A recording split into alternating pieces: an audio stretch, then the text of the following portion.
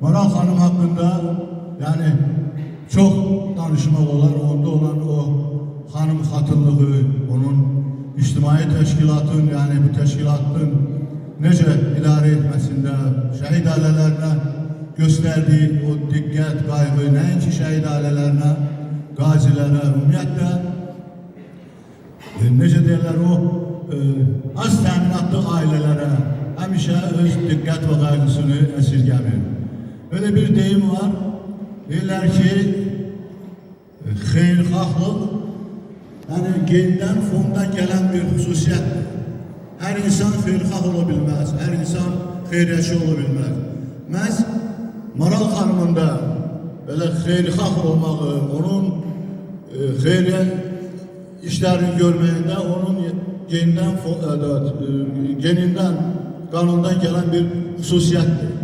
Her insan öz bütçesini yani xeyirxahlıq üçün istifadə edə bilməz. Bu insanlar ancak yani xeyirxahlıq onun genində, fonunda var ki o hərəkətlər eləyirlər. Maral xanım, sizə təşəkkürümüzü bildiririk.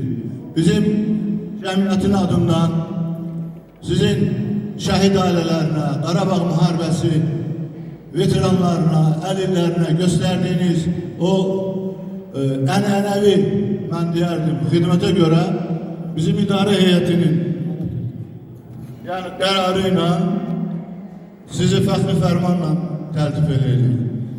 Zamanova Maral Əli Yusuf qızı şəhid ailələrinə, Qarabağ müharibəsi əlillərinə, veteranlarına göstərdiyi diqqət qayğıya görə və 20 yanvar şəhid ailələrinin hüquqlarının təmin olunması İctimai Birliyinin 35 illik yubiley münasibəti ilə təltif edilir.